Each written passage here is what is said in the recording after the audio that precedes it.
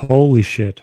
You know, I say this every single fucking time, but Yeah, it's I actually was been a bit actually this thinking. time. Yeah, And it feels really fucking weird because I felt absolutely dead last week and I was like, I need to record. There's so much fucking going on. There's so crazy things going on and I'm fucked up. I'm getting berated on subreddits. We're sitting here not even talking because I'm sick as a dog. I can't pick up my phone other than hearing 50 fucking Reddit notifications. Holy shit, it's been one hell of a fucking week. I had yeah. I had the flu. I was getting berated online. It was a blast. It looks like I'm a fucking pussy as hell, but you know, I'm back. It's been one hell of a week. That was the worst flu I've had in a very, very, very long fucking time. Dang. Yeah.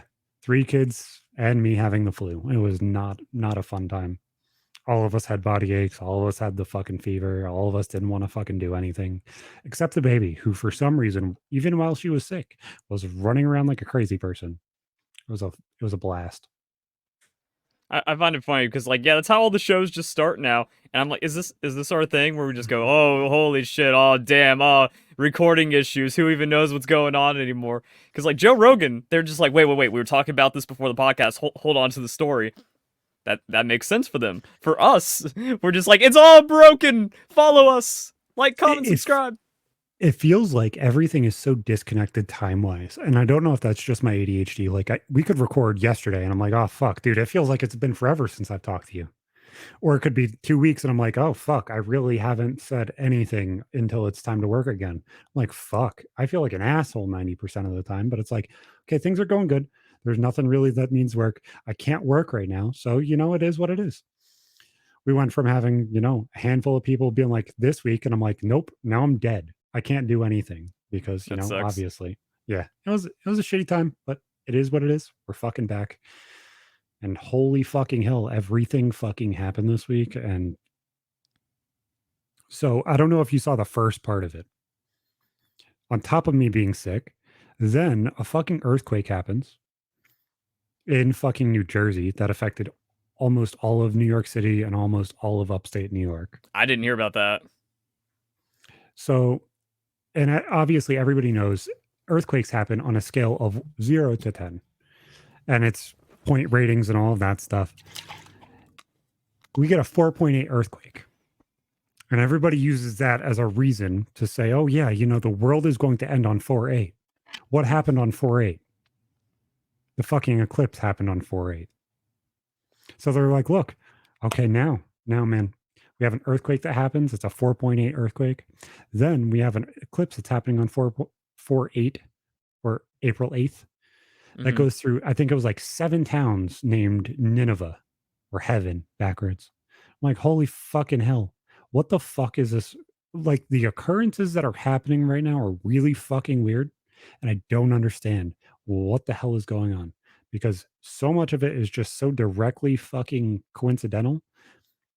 But those numbers just don't repeat themselves like that. Things don't occur like that where it's just like all lined up.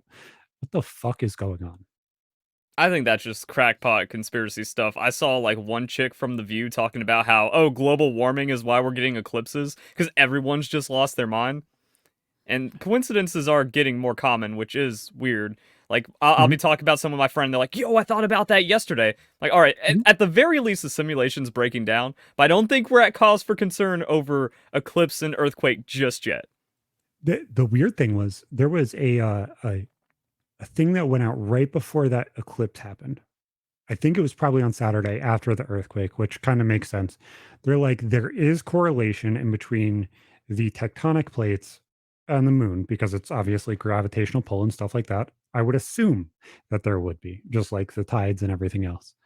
But I was like, wait, could that be that the eclipse actually was a part of that? No, you're an Because idiot. that's kind of weird. No, because the moon's always up there. The moon's always circling and or like always doing the same path. It only matters if it gets in the way of the sun. It or does it change slight rotational pull and shit like that? I agree with you. I don't think that there is a coincidence and a connection to Oh, I them, thought we were but I can losing you. under. I thought, yeah, I didn't No, think you were just no, I bringing this up as a topic. I thought you were going. The flu there are fucked you up, and you were taking this seriously. no, there are some people that are so off the beaten path that they assume that all of this shit is fucking real. But Yeah. there is starting to be a lot of fucking coincidences where it's like, what the fuck is going on? Because this shit is getting weird. Shit Yeah, you is can't. weird. Yeah, you can't give the crazy people this stuff. It's not good for anyone because now everyone's looking out of line. Oh, I love making everybody look like what the fuck's going on because some of the shit just doesn't make sense. There's no reason why there should be a 4.8 earthquake 2 days before 4.8, and there's an earthquake, an eclipse scheduled for 4.8 on the same day that they're like, yeah, we're just going to reschedule the eclipse for the next day because there's a rain out. I'm like, what the fuck is going on? You people either are hilarious or fucking weirdos Hmm. And or then all the self-telling. states of emergency that were being declared. It's like Mhm. declared a state of emergency for an eclipse. That never happened before. And then people are like, this is a once in a lifetime thing. What happened to the one that like passed through Oregon like 6 years ago? Like people So just don't remember what when happens. that happened, was there a total eclipse, like complete Yeah, black? it was total. Like there was like that line where it's like a total eclipse like through Oregon. I think a little bit of like Nevada and stuff. So I had 95% or so, and they had wait times on the New York State Thruway, which is our like road system that goes from New York City all the way through to Buffalo, and it's a paid toll road. They had about hour and 15-minute travel times for 30 miles. So stop and go traffic for about every 30 to 40 miles as you got closer and closer to the 100%. And Hmm. I was like, what the fuck is going on? We legitimately needed a state of emergency because the fucking travel was retarded and Yeah. only going north and west. Southbound was completely open. There was nobody going south because everybody wanted to be here for some reason. And the thing is, like, the path was so long this time. It Mhm. just cut diagonally across the US so much that, like, anyone could have gone anywhere and kind of seen it. But for some reason, like, everyone just got into the mass formation of, like, I gotta see this now. It's once in a lifetime. Oh, there's no more water in the gas station. I'm going to take all the water and all the snacks. But there was a 5 to 10% difference across the entire state of New York State. Why the fuck do you have to travel from New York City 4 hours out of your way to see 100%? You're not seeing a difference. You're just more likely to go blind. That is about it. That's Less all. likely. 95, 100. Wouldn't that be less likely? The 100%, if I remember correctly, the more percentage that it got blacked out as it was coming back, it was more likely to cause you to go blind because it was more focused. But I could be wrong, and that could Well, if just be my that's mind working mhm. logically. If that is correct, though, that's like the interesting, like, ooh, numbers and fun stuff. Who would have Yeah, guessed? because then it's not as big of a drastic change. Like if you're 95% black and the bottom is still showing, you're still going to Hmm. have that glare always instead of just the 100% black to then the light peeking through, which then is what blinds you, Yeah, which is also, why I they tell guess, you not to like, look. it could also maybe just be like a stupid thing where it's like people then start looking at it because like, oh, it's 100%, I'm safe, and then they get fucking fried instead of like at 95, I don't trust it. I did see a short of a kid going blind, and I was like, this is sad. And then I was like, wait, how do you not pay so much attention to your kid that's standing right next to you that Mhm. you didn't watch them take off their glasses when you said, "Hey, the eclipse is over." After I'm done watching the eclipse and I start, figuring out what the hell is going on with life again, your eyes should be on your kid, making sure that they're not doing dumb things that will impact their life. The fact that you let your kid go blind, it's absolutely asinine. If you cannot trust your kid to keep glasses on for fucking 10 minutes, your kid should not fucking be outside watching the eclipse. It's not rocket science. It's not hard. It's Mhm. fucking stupidity.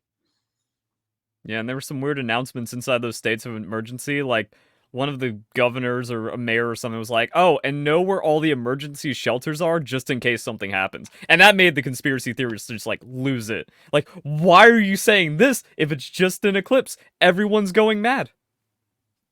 Well, in the announcements for the one that went across Oregon and all of that, I believe they just said, "Hey, don't look at it unless you Yeah. have the glasses on and everything else." And then in all Also, the there's going to be more announcements people for around, so yeah, things might get a little weird. in the announcements for this one, it was make sure to have 2 to 3 weeks worth of food. Like what the fuck? And then the earthquake happens, which makes it look even worse Yeah. because like what the fuck is going you guys are tattling on yourself right now. You guys are making this look really fucking weird. The fuck is going on? Yeah, The that fuck because is that's what going the on? conspiracy theorists say. Like, if something happens, it was planned by them, and that's why they're trying to like prep this. And like, if something did happen, it's like, why were we told to be ready for something to happen when it's just the moon going in front of the sun? It's been doing that forever, and there were no problems ever before. It was really really funny. It was weird, yeah.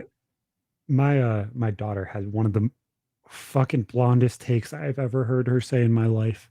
I love her so dearly, and she is fucking hilarious. But she looks at me, she's like, "Dad, it's like 3:26 at this time, and online it said, hey, we're supposed to see this at 3:25."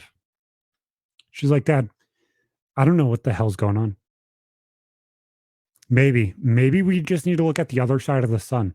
I'm like, child, you don't fucking say those things. Like, you don't like walking downstairs. You really wouldn't like walking across the town.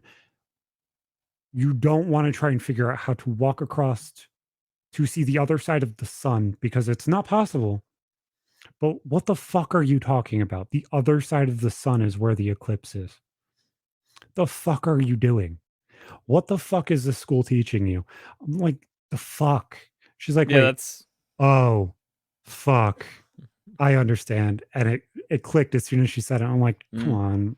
That's Ugh. some 1400 shit that the moon goes behind the sun and the Yeah. sun gets closer to the earth. No. I was just like, fuck, man. Fuck. Come on, child. I love you to death, but that was the blondest thing I've heard you say in a very, very long time. And it was face palming. So in the level of stupidity that is going on and the level of fucking people going absolutely erratic, everybody's bitching and complaining, saying the inflation is not happening. Inflation is not happening. When you think of Subway, what is the first thing you think of other than creepy Jared? I mean, $5 foot long, but that's been dead since even like before Trump. That was like Well, Obama era that ended. you probably remember this image right here. That one. Yep. I beat it. I beat it with the hand. Haha. $5 foot long. Then, it gets really fucking weird when now we're 6 inches, $6. I didn't see that. That's fucked up. Make that go away. $6, 6 inches. You know what gets really That can't weird? be. I guess the marketing for that is like, oh, that's definitely going viral on Twitter, and there's going to be so many dick jokes about it. But that can't be real. Like, no. And I know that's the price of Subway, but no. It gets really weird when I used to work at Subway, and I was like, okay, it was great. I could get a 6 inch sandwich for $2.16 because it was the employee meal, and it was great and fantastic to be able to get whatever the fuck I wanted for $2.16. Now I can even make the joke of I can give you 6 inches for dinner and 6 inches in bed, and I'm like, fuck, both of them for $6. That's pretty good. Yeah, you keep talking No about like, $5 footlongs. yeah, you have two of the sixes, you need the third. Now there's a fourth six. Exactly. Fucking hell, man. What the fuck is going on with this world that everything is so inflated that we legitimately cut our intake of Subway, a shitty fucking non sandwich, in half? And instead of 8 sandwiches that they give you for $5, there's only fucking 5 choices now for $6, and you get half the size. I mean, there wasn't there for a while, like after they killed the $5 footlong, because that was an outrageous deal. You can't sustain that forever. I will not fault Subway on that. Didn't they have like a 6 inch meal where like you got a cookie and a drink and a sandwich for $5 for 6 inch? That was always a thing. Yeah. That was the But thing then when I worked like there when with the that went $5 away, I footlong. got scared. Like I was just like, They whoa, now had there's no value menu. they had a $6 footlong too. That was the thing that lasted after the footlong for $5 Yeah, I remember that. Like the because there was like the daily value sandwiches, you go in on and then they Wednesday and you get a ham sandwich for 6. yep, and then they had the daily thing, and it was this Mm-hmm. specific sandwich only went the sweet onion chicken teriyaki day. That That's was the banging. only sandwich that is worth anything at fucking Subway, You other than talked the about this with fucking Harley, yeah. yep, yep. It's the only thing. It's really, really weird the things that I used to make when I worked at Subway. I've tried absolutely everything other than the tuna and the meatballs, and I've made pizza and everything else out of that bread. Trust me, chicken teriyaki is the only thing that's fucking worth it. But the fact that you have to spend $12 probably to get a Hmm. foot long sweet onion chicken teriyaki is fucking asinine. And talking about inflation, um, I've been seeing a lot of people like reminisce, like we used to have a dollar menu, we used to have everything, and now it's $4 for a McChicken. Been $4 seeing for a that stuff. McChicken? Are you fucking serious? Yeah. I kind of want to And know it's what not that DoorDash. is. Like they go, but it's kind of like a pricier area. It's like this is what a New York McChicken looks like on the website, and it's not even like DoorDash prices. They use the app, I would assume. Yeah, but it's also just like it says their menu, and you could do like Yep. dine-in kind of pricing. Yep. Exactly. Exactly. But That's even why then, I'm it's like looking still at like it to three see what the dollars. fuck it is. Now the weird thing is, I have all kinds of weird lore in my head. So when I was doing my stock trading and I lost a fuck ton of money, I was just like paying attention to weird things. So McDonald's Never announced downloaded yet. that they were killing the dollar menu, and the stock went up 7%. Great for Yeah. business. And I was Mhm. just like, wow, everyone saw like this is just going to lead to more profit, and it doesn't matter because everyone's just addicted to McDonald's anyways. So they get away with it. And then everyone's on Twitter complaining like, why is everything so expensive? Why did we let them take this from us? Because you keep buying it at $15. Mhm. I remember when they added the buffalo chicken, buffalo ranch McChicken before they added the spicy McChicken, and that shit Mhm. was fucking fire. Every time I would go to work, I would go get two buffalo ranch McChickens. I had to go half a mile, and when I pulled out of McDonald's, I would finish the entire French fry in between there and the front door of work. And everybody would be like, "Wait, what the fuck did you just do?" Exactly.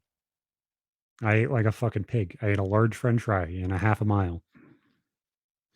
But Here we go. I I remember when those were $1.50 each, and it was Yeah. fucking fire. Back in 2011 when I was like first working and living on my own, I would go Yeah, into Jack in the before. Box. Jack in the Box $1 chickens, best sandwich. The sad thing is like a lot of them are just extremely inconsistent. So like if Oh you yeah. go to Burger King, their McChickens, not McChickens, but their chicken sandwiches, if you get the sauce one, they're fucking horrible. The sweet spicy food is just fucking that shit's gross. I don't want brown fucking sugar on my spicy chicken sandwich. That's fucking disgusting. If I ordered buffalo sandwich, I want buffalo sauce on my damn chicken, not anything else. But Hmm. that shit's still like fucking $5, $6, and they fucking leave it in the fucking heater thing, and it gets fucking crunchy and dried out, and it gets fucking disgusting. It's like you want to throw it across the room, and the only thing that's keeping the outside moist is the fact that it has brown sugar on it. It's fucking Hmm. gross, My friends used and to give me that's all not kinds of worth five shit. dollars. Yeah, because I was always savvy with the value menu and like Yep. building my combos and stuff. Like they would just like spend $10 in high school on a Wendy's or a Burger King, and I'm like, all right, just perfectly craft like a $4 full meal off the dollar menu, and then they'd introduce a new sandwich where it's like, wait a second, that's your value chicken with like extra sauce, and it's three times the price because Mhm. you're charging like a 350 premium thing. I'm like, that is the same patty. Or what you do is you get Mhm. value chicken with another patty, and that patty's only 60 cents, and then you're fucking set. They actually No, stopped offering like a Jack in the Box online used to offer like an extra patty for $1.20, and that's how you could cheat the value menu. And now can't do it anymore. my favorite place to cheat things like that is when I go to fucking Chipotle and you ask them, "Hey, can I get a couple tortillas on the side?" If you say couple, you're not telling them exactly how many you want. So they're not going to sit there and tell the register how many they threw in that wrapper to hand it to you. They're just going to throw a couple in a fucking piece of Hmm. aluminum foil and throw it down the thing. And if you ask for double rice and double veggies and double salsa and double cheese, they do not charge you a single dime extra other than that tortilla and whatever meat you get. Nothing else is extra. No, So it's for wrong. $10, you get 3 meals worth of fucking food, depending on how you fucking do it. I'm about to Like say as like that's long a gamble. Some places they're tired of your bullshit, and they're like, no, you make sure you charge them for every fucking tortilla. even if you charge me $1.50 for each tortilla, I don't care. Yeah, those things are. $12 for 3 meals is still $4 a Yeah. fucking meal. I don't care. But those fucking tortillas are fucking good. It I used to don't even know be. why. Yeah, that's what I mean. Like, I try to make a burrito at home. It's like, why is my tortilla shit? I've tried every tortilla in the aisle at Walmart. I toast it up a little bit. I warm it. It's just not the same as a Chipotle tortilla. There's only one kind of tortilla shell I like from Walmart at all. And it's the Mission fucking white flour tortillas. Mm-hmm. All of the other ones are shit. All of them. But I think it's because they mix flour and corn at Chipotle. They do something special. I think that's why. Yeah. Yeah, but like Chipotle, it used to be great because like you could just say double tortilla and they wouldn't charge you. Now it's 60 cents and now it's 85 cents. So. Oh, I don't even care if it's $1.50, man. Like I Oh yeah, I know genuinely that, don't. but like it used to be like Because you could say like, hey, can you give me a little more, and they would give you a little more. Now they'll either look at you weird or they'll be like, that'll be an extra $1 because that's a second serving, you asshole. so give me the full entire second serving. I will wait until you give me that full entire scoop of chicken. So that way I know how much I'm asking for the second time because I know how much you're not going to cheap out on me now because I got you in the fucking game. You gave me more than that last time. And I will call them out every single time. I'm like, yeah, half a scoop. And I'm like, no, I'm not paying double for that. Give me more. More. I don't care if the burrito rips apart. That's why I'm asking for 3 more tortillas. Oh, I get the bowl. I get the bowl with the tortillas on the side. Ah. So See, we don't that get a also soggy used to be a tortilla. cheat. But then everyone was doing that. Now they're actually giving you like the same portions as a burrito inside the bowl. Everything's ruined. I don't know, man. I love doing that shit. And if you order online, you get slightly less food, but if you walk in, you get more, which is kind of a weird thing too. So, what's this shit about menu anxiety? Because you were telling me about this. Gen Z It's suffers from menu baffling. anxiety when dining out. Yeah, so What the- Gen Z, millennials, all I do is rant about them. All I do is complain. Younger generations are screwed up. Brain rot, social media, all that fun stuff. I'm black pilled to hell. But when I saw this, I was just like, I'm not wrong. You can hate on Gen Z all you want, and it's as deserved. So this article from New York Post talks about menu anxiety. I've never fucking heard of menu anxiety, but 86% of Gen Z adults, so age 16 to 24, admitted they suffer from menu anxiety when ordering. So like they can't they're so online, they cannot socialize, they cannot function in the real world. And 1/3, 34% are so anxious they need a friend to order their food. How has it So gotten that bad? I was sitting here looking at this and I was like, oh, maybe they're just ordering their chicken nuggies and their fucking chalky milk, and that's all they're ordering. And I was like, okay, I get it. Like, there are days where I am feeling fucking more spurgy and more Mm-hmm. autistic, and I'm like, you know what? I just want the comfort food. Give me the thing that I will normally order from every restaurant because I know it'll be semi acceptable. I just want something good. I'll stay with something I know. I thought that's what this was going to be, was Mm-hmm. like sticking to what you know and kind of not ordering burgers out because they make you sick sometimes, or not wanting to order beef because you don't know exactly how it's cooked. Like I thought it was going to be something like that where like they're protecting Yeah, themselves yeah, or where it's just like, oh, I don't know how a new food might go because I'm used to yeah. my thing, and they could fuck it up, and that just makes me feel bad. No, this is I cannot make contact with the waiter, and I have to just look down and like rehearse my meal for 5 minutes, and that fucking makes me anxious because all the kids are unwell. And a third of them can't even do it. They can't even look at someone and be like, "Yeah, I'll have number 5," or like, "Yo, can you give me like the pancakes with the sausage, a little bit of extra bacon? I know it's like 50 cents, but that's cool." No one can, you can't talk to people. Exactly. Like how hard is it for you just to say what the fuck you want? Like what the fuck is going on that everybody is so terminally fucking ill that they can't have a communication with somebody else that they're not completely connected to. Especially in a That business person, situation. It's not like a homeless person on the street. It's like this is going to be a formal interaction. Everyone's here for the same thing, and you just can't even find it in yourself to do that in a reasonable way. like it makes absolutely no sense to me that some people are just so disconnected and unavailable to speak to people that they're like, oh yeah, I just talking to people. I don't get it. What the fuck They is don't wrong even with get it. you? They're terrified of it. Like I was legitimately told today, not today, last week.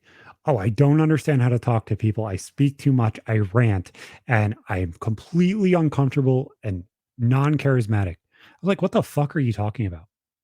Who are you saying like people like I show speed is just charisma? That guy knows how to talk to people? Motherfucker, we're all fucking autistic. Every single person now is autistic to some level to where they're sort of uncomfortable with talking to people. But you want to know how many people will sit there and have a conversation with me and enjoy it enough to the point where they want to come back and have another one? 99%. You want to hear the crazy thing? Most people don't like people like that. Hmm. The fuck are you talking about? This shit where everybody is so fucking obscured and fucking disconnected from life that they don't want to speak to somebody who's serving them. Yeah. This is that fear that everybody bred in the late 90s, early 2000s, where they're like, oh, we spit in your food, we piss in your drink. I'm surprised that restaurants are still open if this is how anxious everybody is going there to order their food.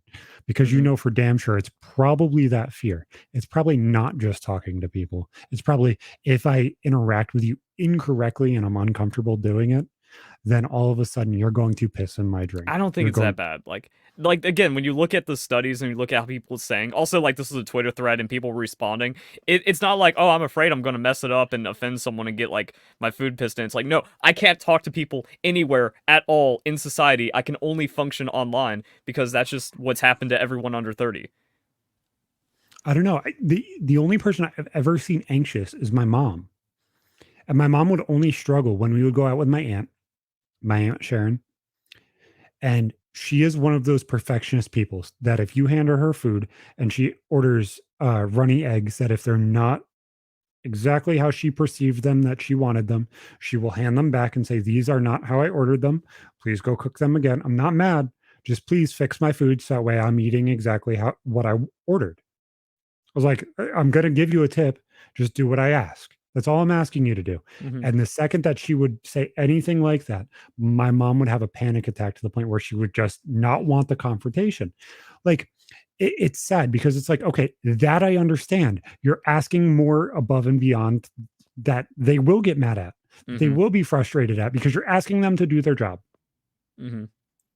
But the fact that people are afraid to be like, hey, I want this or I need this, and it's not just I want chicky nuggies. I don't fucking get it. I don't fucking get it. You people are fucking weird. I don't understand. Yeah. 84% of Zoomers get menu anxiety, and that's who you're interacting with on Twitter. Just that it always goes back to that George Carlin quote. Think about how stupid the average person is, and then realize other half are dumber than that. It's weird when I make my kids order their own food. Like my kids can do something that you fucking retards can't. Because you're actually aware. You know what's going on. You're like, no, I can't let them turn it into whatever Reddit and Twitter and Tumblr turn these freaks into. No, and honestly, that's exactly what you should do with your kids. Or like if you have friends that are younger than you, hey, don't talk for them. Don't lead to the level of where you're controlling the circle. Push the circle to make the circle better. That's your fucking job. Not That just doesn't sit there and work. sit with your thumb up your ass. What the fuck are you doing? Don't do things for people. Like there's zero fucking reason for it. That's so That creates childish. more It's anxiety. ridiculous. That creates more anxiety, and then they'll complain about it on Twitter because it's one of those things like, have you seen the post where it's like, oh, every time I leave the room, my family goes, hey, look who came out, and that gives me more anxiety. So it'd be the same thing where it's like, you can do it, John. Today is the time you order for yourself, and then you put more pressure on them, and then they shut in even more because again they have no social interaction capabilities. Did you ever get that shit where oh you finally came out of the dungeon? Yeah.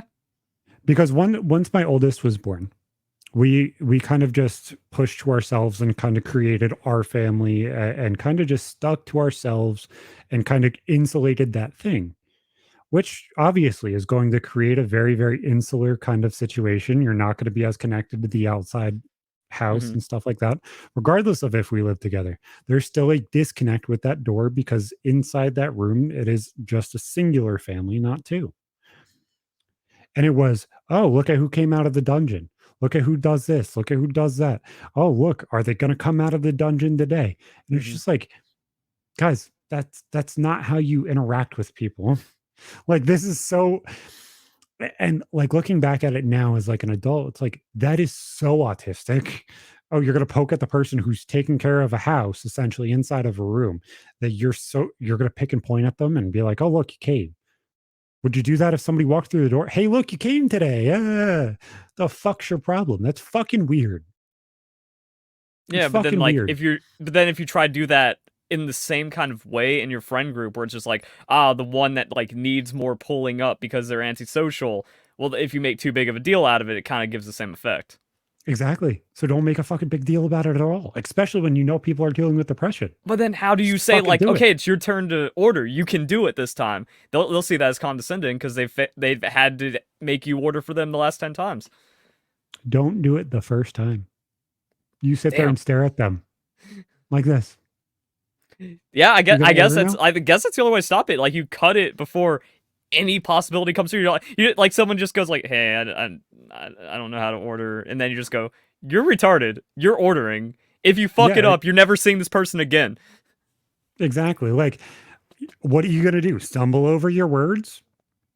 Everyone does.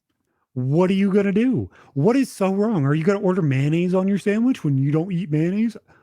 It's not hard. Just know how to say it. Like, and you've ordered food since you were fucking 2. You know, No, hey, this is how I these are like order the the thing. helicopter parents where their parents have always ordered their food, even in their like they're 12. It's like, "Hey, mom, can you get me the number 5?"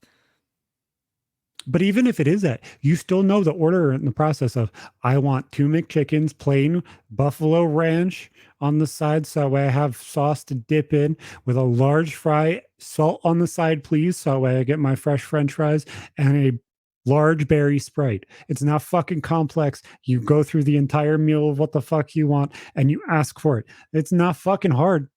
It's not hard. Well, the problem is the people that watch this should hopefully understand that it's not hard because they're with it like us.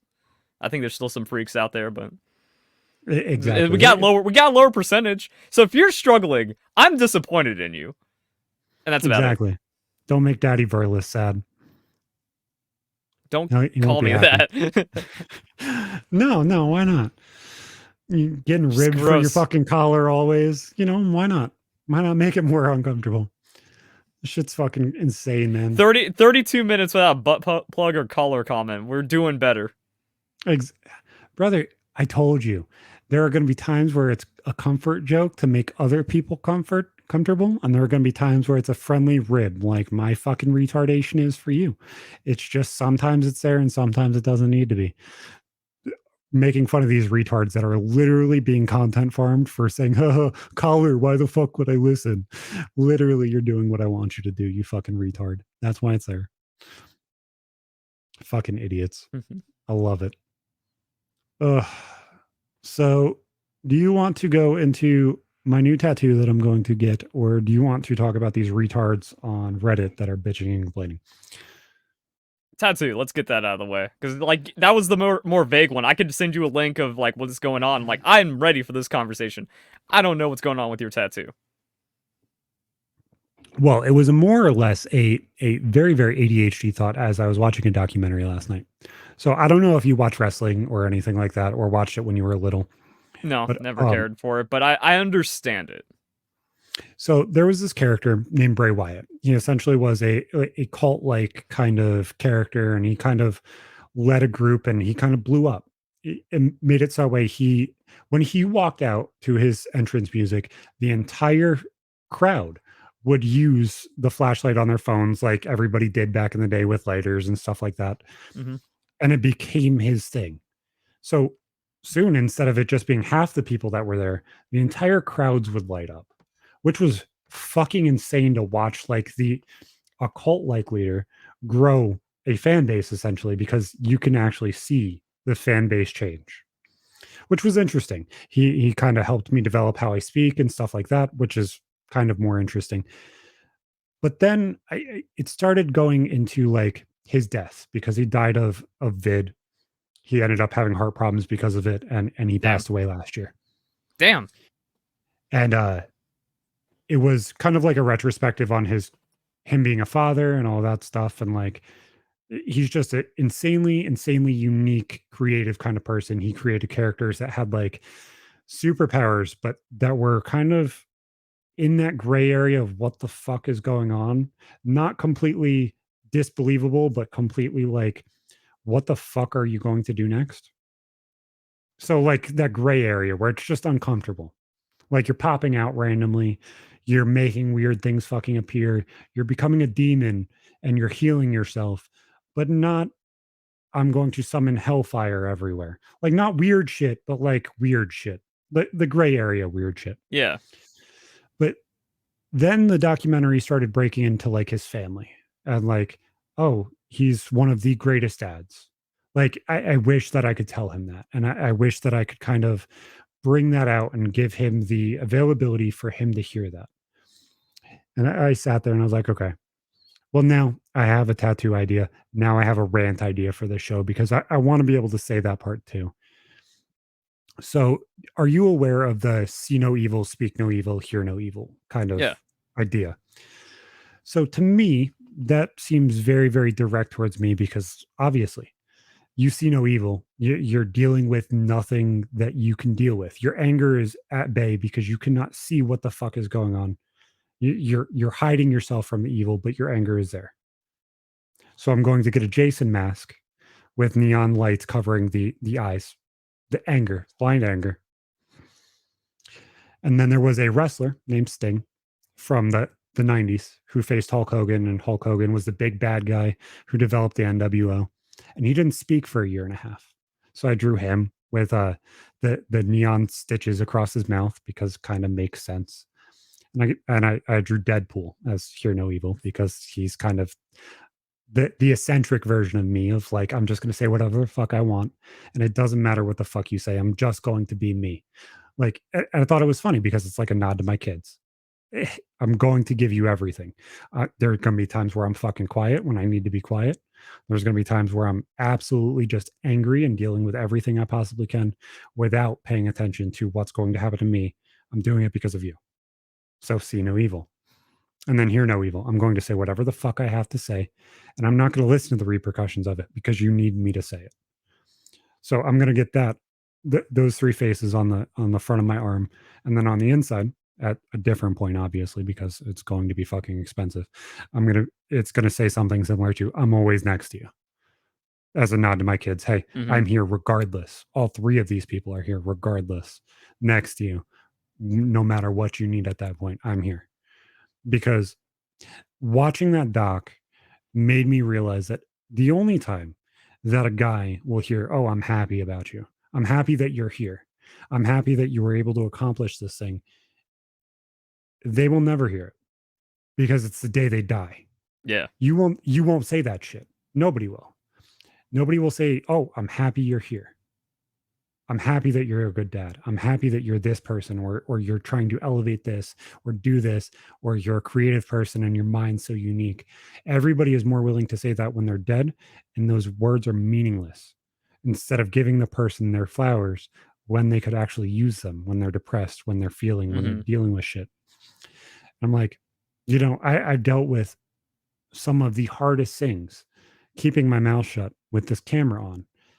And it's funny because you fucking retards on Reddit are kicking me for times where I am so uncomfortable that I turn the camera on to hold myself accountable, where I might not be able to string a fucking sentence together because my mind is going fucking 10,000 miles a minute and I can't put a thought together.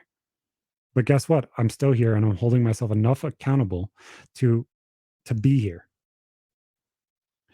and not say what's on my mind and pre-think out every single thing that I have to say and not shade into shit that I can say because of court cases and stuff like that and protect those things. I just like the transparency of it and the kind of parody of it, especially with all my other tattoos. I kind of liked the way Mm-hmm. it kind of lined up and the different parts of my life. I thought it was kind of cool because it's That's playing a off of characters I like. Yeah, that's a depth I did not expect out of you, but it all makes sense. I'm just like, damn, that is so reflective and like it all makes sense. Well, all of my tattoos all kind of have a nod like Well, I that. think that's what most people are like, where it's like every tattoo has a story. Like if even if it's something weird, you just show them, be like, oh yeah, this means that, and everyone's like, cool. or it only Well, needs to mean something to you. well, a lot of people from the conversations that I have, like I have a memorial tattoo for my brother who passed away that I'm going to get covered up because I'm like, no, not this. Like it's too directional and too important to one specific thing that's hurt me too badly. But all of my other tattoos have so much tangential meaning if you ask, but no meaning if you don't pay attention to it at all. Oh I've yeah, designed like every single one of my tattoos. All of them are my individual art. Every hmm single one of them I've hand touched. Even my fucking dark mark. It's not just ripped off of the movie and it's the same exact thing. It's just not. Because if you do that, you're a fucking weirdo. yeah, So like I all that hand drew no all of evil it. shit. When you were talking about, I'm just like, this dude's crazy. But because of like everything that went into it to like get to that point, it's like, oh yeah, it actually means a lot and has very deep meaning that no one else is going to get unless you explain it. But then it actually is really cool. Well, like my dark mark tattoo. If you don't think about it, it doesn't really genuinely make sense. There's a Deathly Hollows fucking mark on his head, and it's the dark mark, which is, you know, opposite sides. Why the fuck does that make sense? Okay, well, if you know the story of Harry Potter, Voldemort is one of the people that holds the Deathly Hollows, so he would be a part of that. So there is parity there. hmm There's the green smoke from death because of Avada Kedavra. So there's death. Oh wait, who dies to Avada Kedavra? Harry Potter. It's Harry Potter's skull, and it shows the death, which would be the dark mark. It's not complex, but You have to think about it. you actually have to think. There's the scorpion from Mortal Kombat and the scorpion from Transformers put together. They don't normally go together if you think about it, but the story of Scorpion and the story of being able to hide and be in plain sight and everything else, it's an ADHD kid's mirror is what it's hmm supposed to be. It's you have relationships with Scorpion and caring about somebody and family, and then you have the mirror of being able to hide in plain sight and attack people whenever you need to, which is a scorpion normally. And also, the scorpion is a symbol of my entire family. Actually, my grandfather actually had a scorpion on each one of his wrists. Oh, that's cool. Yeah, and then I Why do you have do the. that? I don't know. I Oh, never met damn. him. Yeah, Damn. I just thought it was cool because Yeah. But and then I have the Zelda mark, which obviously is much more straightforward than most Yeah. people would assume. But It's like, oh, which triforce of meaning? Are you wisdom? Are you power? What's going on? wisdom. It's like, yeah, but no, like that's what people like get into. It's like, yeah, it's just wisdom. It's that, and then everything else has a story. No, but the story behind that is much more unique and in depth than what it really could be too. It depends on hmm if you want to look at it and ask the question. And I remember the last person that I sat there and had a conversation with. She's like, you should have all three of those stones because you've dealt with some of the strongest and craziest hell that most people couldn't imagine. That is courage and that is strength. But you don't realize it like that. You're more focused on saying, hey, I'm intelligent, but I'm not courageous and I'm not powerful and none of those things hmm matter. I'm just going to lead with my intelligence and I'm going to keep doing and overachieving the way that I've been shown how to. I was straightforward with myself and everybody's like, hey, no, more than that. I would rather be told that you're more than not achieving what you're supposed to. hmm But I thought it was cool. I have this entire arm as like relics, and like parts of this are going to be like human or things that are added to it, and then the rest are going to be like relics and cracked into the my arm, which is going to be like a stone that you find at like the pyramids and stuff. So it's going to be like all That makes embossed and sense. stuff like that. Yeah. Yeah. And then I have my depression tattoo, which I had my daughter draw right, and it says "Rise above it" on my thumb, which was the most painful thing I have ever had tattoo in my life. Yeah, like that's a delicate, sensitive area. Yeah, well, whatchamacallit? I have my ribs tattooed too. And I and heard that. everybody's like, That's that no. that's so painful. The your wrist is painful, the crook of your elbow is painful. All of those sat perfectly fine. The part where my muscle was removed from my ribs, that hurt. It hurt. It stung, but it was okay. My thumb, I wanted to kill myself. Jeez. It was so bad. It literally and I had nerve damage on this entire arm. So it's not like I'm saying, Do I really even have if you nerve don't see damage it. if it hurts so much? That's why I thought. That's why I think it's weird. All of the other ones felt perfectly fine. Was perfectly fine. That was the most pain I've ever had in this arm. Was my thumb. It literally caused all of the nerves to flare up. I had Hmm. problems for like 3 or 4 days. That probably gives deeper meaning to the whole depression tattoo then, because of the pain you went through to get it. Well, that's why I did it in red too. Obviously, with having stories of self harm and everything else, I was like, okay, so cutting that has to be a part of it. I want a nod to that to myself. That even if I don't tell anybody else, which I ended up telling people anyway, I was like, okay, I want it in red. I want it in red because I want it to be a nod to that to push me to do better, and I wanted my kids to be telling me it. To just, it doesn't matter what it is. It doesn't Hmm. matter if I want to get up today. I need to rise above it. Yeah. And that then the like telling people what you think before passing. I think that's like a big thing about like the silent suffering of men, where Yeah. Well, that's a big deal now at least.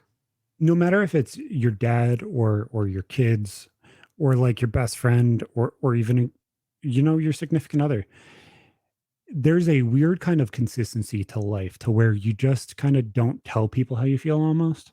Like you'll kind of just you'll expect them to know how you feel because I care. And it's like that's not how you should look at things. Hmm. It shouldn't be, oh, well, I care, right? You know I care. I talk to you every day, so that therefore that must mean something, right? It's like, no, you gotta say it. There are so many people in this world that you would feel bad if they didn't wake up tomorrow. And if you don't tell them that you would be sad if they didn't wake up tomorrow, then do you really care?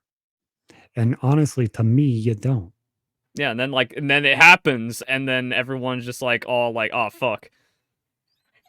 It's like you shouldn't worry or wonder if there is an availability for you to be cared for. And it's like I don't know if that's my mental illness of like I was never fully given that, but it seems like that is such a struggle for all men now that Hmm. it's not just me. And I know it's not just me. But like the only way to change that is to do it myself. And that is really weird. It's like I will never see the payoff of that other than maybe one or two people. But the fact that everybody else can see that payoff, I Yeah. give everybody their flowers, regardless of how weird or uncomfortable it is. It doesn't matter. Hmm.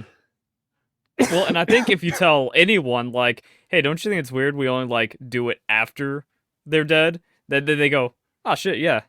I don't think anyone's gonna disagree with that take. Be like, no, you bottle it up. They knew. No, it's just, it rubs me the wrong way. It rubs me the wrong way. Like, if you feel somebody is a good dad or somebody you lean on in the rough times and they've been there for you regardless, like thank you is a step one, not the final step. Not because they need an ego stroke, but telling somebody how much you care about them because they're there during your rough times regardless is fucking important. Hmm. Because if you don't fucking give that to somebody, you don't tell them how much you fucking care, what are you doing? Why do you matter so much to this world that you're not going to tell people how much they matter?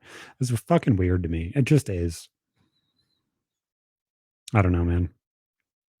It's just it's sad when you're looking at things and you're like, I wonder what people would say at my funeral. Like, This is some midlife crisis shit. not even because like I'm not even like, oh, I want to make people say things at my funeral. It might even be my introspection and my mental illness being like, well, I wonder if they would give enough of a fuck to say anything other than like the normal cliche answers. Hmm. But I genuinely wonder what the fuck people would say. Like just looking at it, like, oh, they're gonna say I'm a good dad. But how Hmm. many of them really genuinely give enough of a fuck to say that now? None of them. I don't think any of them really give enough of a fuck to be like, yeah, that. It's like you can't even give me that. That's the thing. Hmm. That's the thing that if somebody is a good dad, you should be saying it always. Yeah. I don't Like know. you're It's just just hanging weird. out, and then like you just see like a correction you make to your child, and just go, holy shit, you're a good dad. No one does Yeah, that. exactly. Like, Now the funny thing is, yeah. Wait, real quick. Like I'm chuckling to myself because there's that whole thing where it's like your personality becomes the last thing you watched. That documentary fucked you up, man. But it's good, getting good introspection. well, the past 3 years really kind of gave me a lot of introspection. Like, when you go through life changes to that level, you're like, okay, so what do I need to actually change to make myself a better person? Mm-hmm. Because not every life change, not every life situation is just on the other person, just on everybody else. You have to hold that accountability for whatever part of that situation is yours, regardless of if that's 90% of that situation or 10% of that situation. There's a part of that situation that is yours.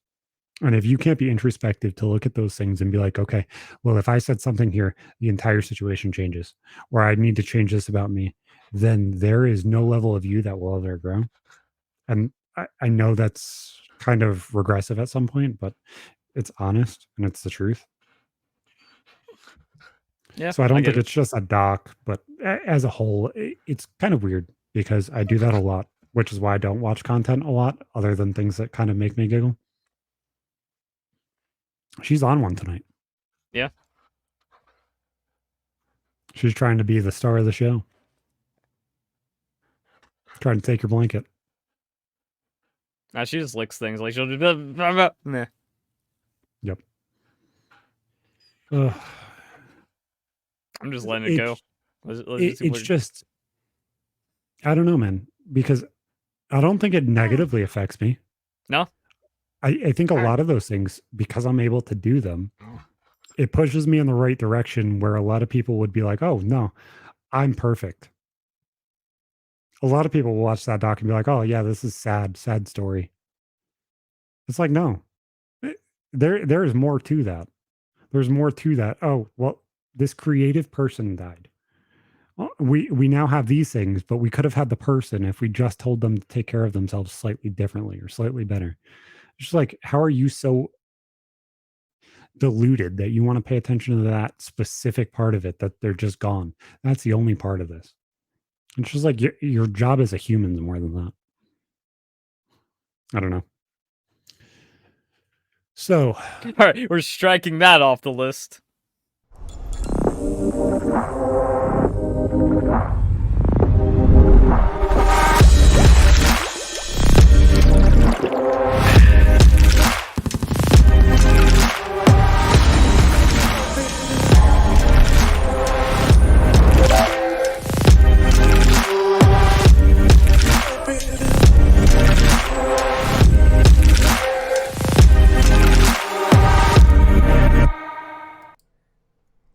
as always, boys, use code RMTS at checkout. Use code Verlisify at checkout.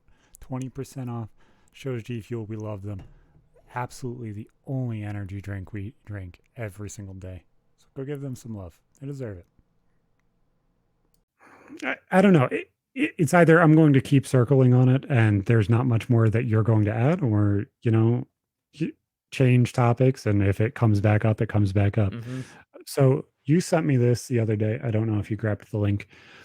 Um, so this dude was scared of jobs. Ah, And yes. Pull that shit up, Jamie. yeah, I'll bring it up on screen too. So it's this. I don't even think it's gonna be big enough for it to read. Yep, nope. I'm gonna say Control Plus. Keep going. We can make it bigger and just scroll. Yeah. So this post is basically a cry for help and oversharing. After reading a lot of posts on the subs and other,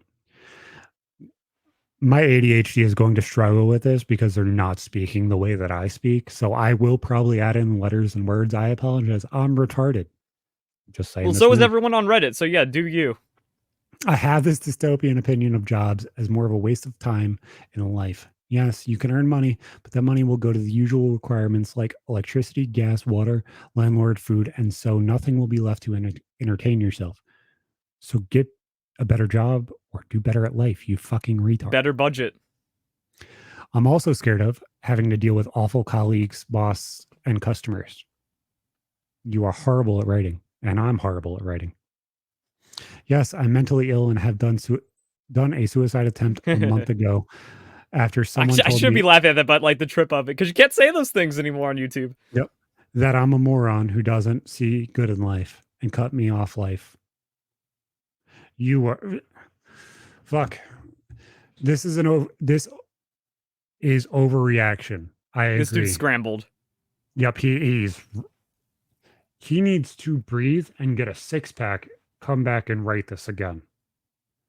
Maybe listen to a whole bunch of people talk because fuck. Yeah. I feel like I'm retarding myself.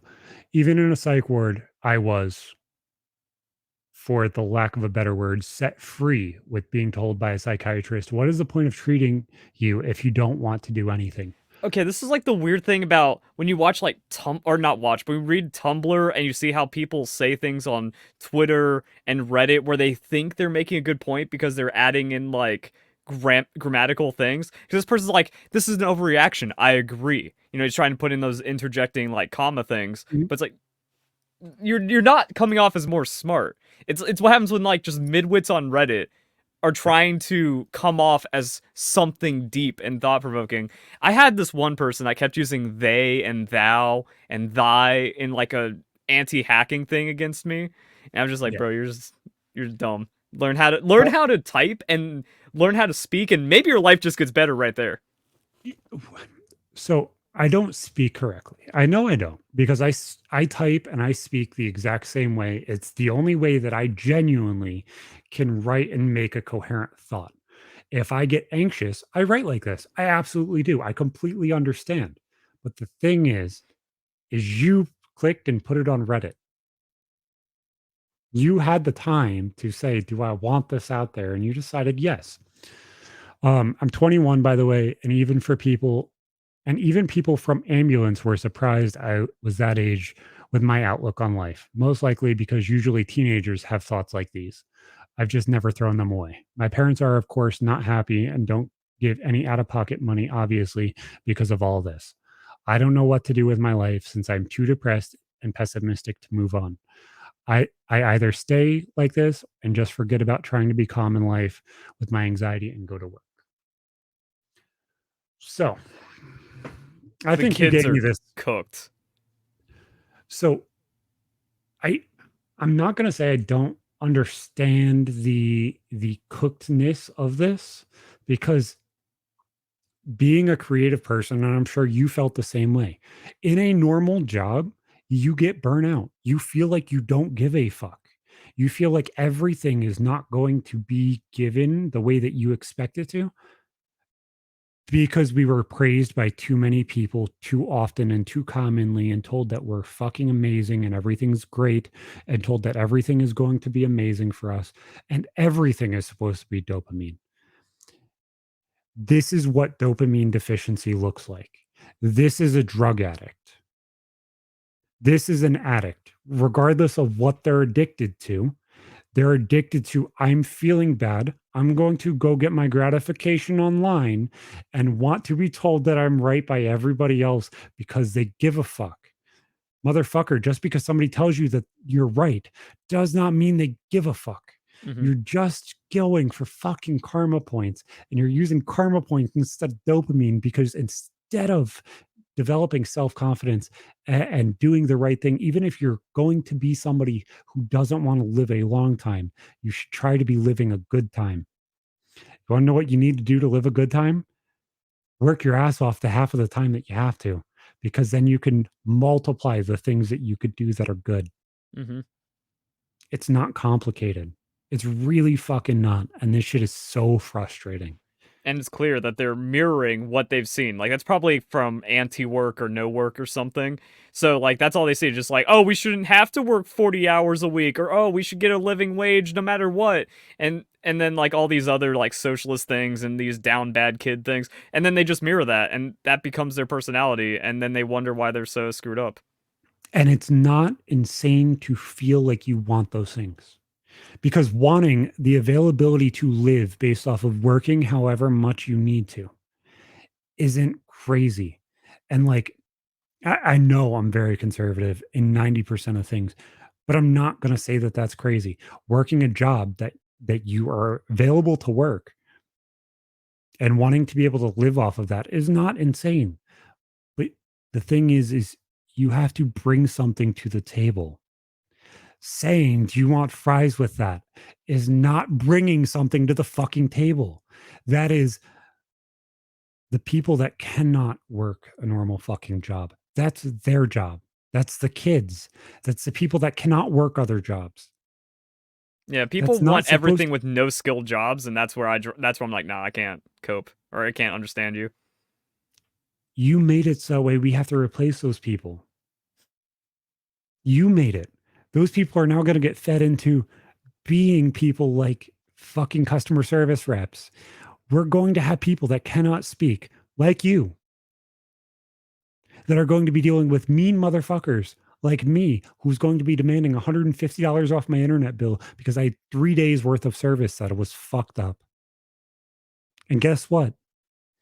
Because your intelligence isn't as good as mine, I'm going to achieve in that situation. And you're probably going to get fired because you're going to fuck up and give it to me because I'm mean. Hmm. And then you lose your job again because you guys wanted to complain and say that you didn't want to work and landlords are assholes and everybody's mean and everybody's not nice and everybody needs to give me a trophy and tell me that I make $30 an hour. It's frustrating. It's frustrating because the inflation is half part of the problem and the other half part of the problem is you guys.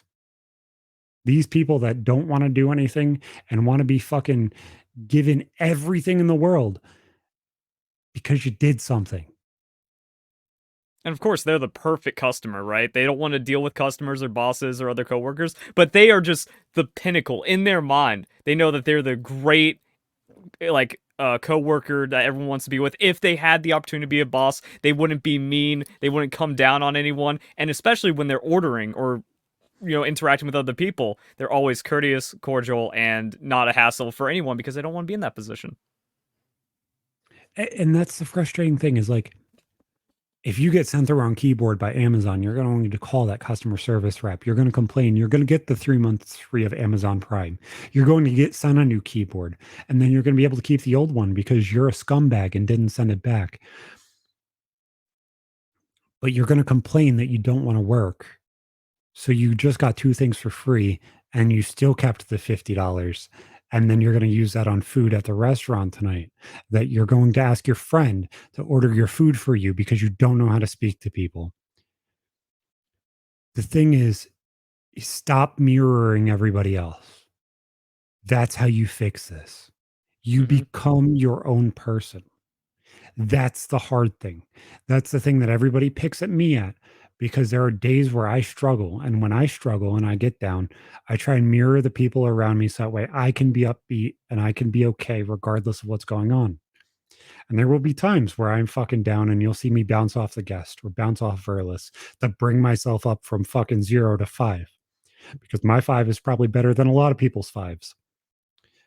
But if you cannot just be that on a normal day without having to mirror everybody every day, you will struggle every day of your life. So I'm Mm-hmm. going to tell you how to fix the problem. Unplug from the fucking internet. Stop going on Reddit. Stop searching for dopamine everywhere you do everything and find something that gives you self esteem. Accept this podcast. Accept this podcast. Follow our sponsors. We could use the money too, and the ad revenue and the audience retention. 78 more Exactly. subs and we get monetized. But after that, you watch this episode like shit, and you have only the notification for this, and then everything else you detach, go ground outside, and go for a walk. Well, regardless, like that's why I kind of push the things that I do, and it seems like you're kind of going the same way, in a very very similar way. Is you see how I will bounce off of mental health and kind of touch it and be like, okay, this, Mm-hmm. or you'll question me on it a lot. This show from the beginning was always something to kind of enlighten people from other people's experiences and bring other people on and give their stories and stuff like that and kind of touch on those things anyway. This could be something, regardless of how disconnected you are from the internet, it will be something that will be impactful, just like comedy shows and stuff like that, that will bring you up and enlighten you and make you a better person by telling you dumb little things like, okay, well, explore your fucking thoughts, you fucking retard. There are Yeah. more to your thoughts than just he joke. Mash them, squash them, put them in a stew. You can tell a more eloquent joke than just turning something into stew. It could be a fart joke or a nut joke, and I bet you it's probably better. And at least it shows more about your personality than just like trying to farm whatever you think is for the points instead of whatever you want to say or be. And that's the hard part is like I like looking at so many Reddit threads because of that we were talking about this just before the show. Oh, well, when I watch PK, I love hearing Am I the Assholes or Patreon stories or stuff like that. I love that too, because it brings me back to those days of fucking Mail Monday, where it's just like a conversation with somebody who's going to give you actual advice, which is why I read these things and I'm like, fuck, man, I just want to tell you to fucking do better and do better this way because like that that was how I fixed myself. Hmm. Regardless of how long it took. Those steps of this is how you do this and this is what you need to do because I didn't have that fucking guide. That's how I fixed myself. And I'm sure that you're probably rather similar. Oh, you kind of get that guidebook of these little dumb things, even if it's one little thing here, or you do this to fix this, you will get something. And that something might be impactful. Like, regardless of if the people that messaged me and told me, "Oh, I fucking helped them through something," even if those were fucking memes and jokes, I don't care. Hmm. I don't care. I've been told, "Oh, you fucking helped me through something." Fucking matters. Yeah. I think a big thing is just the awareness of it because there's that fucking bullshit meme like, but you choose to live in a society. It's like, but you still choose to be online and make content, so you're a hypocrite. Like, no, it's not that. You just need to like be aware of your interactions. I've been against social media since like 2011. While I was watching Friends Gone, I'm like, why are you so narcissistic already that you need a Twitter and you need to broadcast your like what you're doing and what you're trying to go out and do. Now it became more about like social media and PR and marketing. But before that, what was the point? And then a lot of other things and interactions like that to where if you're like admit like, oh, I doom scroll too much. If you admit a problem with something you're doing and it's internet based, why are you doing it? People are just stuck in their own shit like that. The one that really drives me crazy is when you apologize for something and you say, "Hey, I'm sorry for." That doesn't fucking mean a damn thing. Mm-hmm. That is what you teach a kindergartner. That is what I'm teaching my 4-year-old. I'm sorry. And you apologize for what you did and you try and do better. How you actually apologize when you're an adult is you say, I'm sorry for this. This is how I plan on improving it in the future. This is what I'm going to change. If it's something that's tangentially needing to change, like if you offend somebody, you shouldn't fucking apologize. Why? Because it doesn't fucking matter. You're a little pussy. You're a retard. But if we have an eloquent conversation and I fucking slap you because I fall over, I'm going to apologize and say, I'm sorry for slapping you when I fell over. Next time I won't flail my arms like a fucking retard. Like you give that extra level of apologizing and understanding. And that's what an adult does. I But think it the seems problem is like, delayed gratification. Like everyone wants their gratification now, they want the result now. But no, an apology is something that takes time to go through where it's like the next opportunity you had to fuck up, you don't because it showed you learn and you were genuinely sorry from what happened the previous time. and it seems like a lot of relationships are showing men that number one, nobody gives a fuck about the problems that they've caused. So when somebody says they're sorry because they want you to shut the fuck up. They're Sorry I not got sorry. caught. Yep. I'm sorry I got caught. And nobody understands that when you change something and you apologize and you try and fix something, that you fixing something is hard. That respect of trying to fix something, even when it is hard, should be the most important part of it. It's the trying to fix it. Hmm. You should be understanding and accept that somebody is trying to change something. But so many people are so dead set on, well, you fucked up, therefore I don't care anymore. I don't care. You will never change. You will always be the same. You will always be narcissistic. You will always be a piece of shit. And this is exactly why so many people just want to throw around the words narcissist, because everybody wants to say, oh, well, you only give a fuck about what you think. That's not a narcissist, you retard. It's not. What I do is going to be the most important thing to me because it's the things that I do and I change the world with, regardless of how small that is, regardless of who I am. Mm-hmm. Those are always going to be the big things. Yeah, and The going back to fact like, mm, is you can't lead with it. yeah, I can't cut up the big point right there.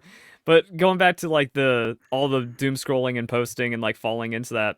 Another trend I caught on to back in like 2012, 2013 was when every comic was about depression.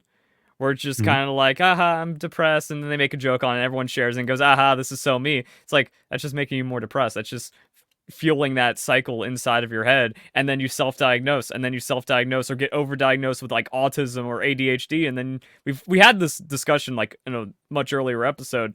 I still think like 90% of it, a lot of people are just like falling into and creating it for themselves, and Well, that's not just detached from the internet, and it all goes away. it's not hard to validate that. Like, 3 years ago, I was diagnosed with suicidal ideation. Every single problem, suicide was an answer. And that's why I'm so open and vulnerable about it, because I don't care anymore.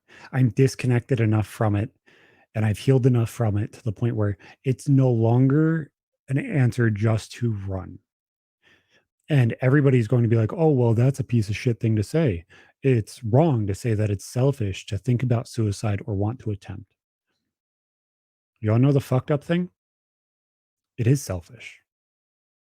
It's selfish saying that every single part of my pain needs to go on every single person that I'm going to hurt when I'm no longer here. Mm-hmm. You are a void. You have power. You have all of the strength that you could have in this world. If you just give it up because you feel like, I don't want to do this. Okay, you don't want to do this. But would you rather have your mom feel that pain? Would you rather your dad feel that pain? Your kids feel that pain? Your best friend feel that pain? You want them to carry that pain the rest of their life. And that's what that doc shows you. That's why I said you need to tell people what you feel about them before they pass.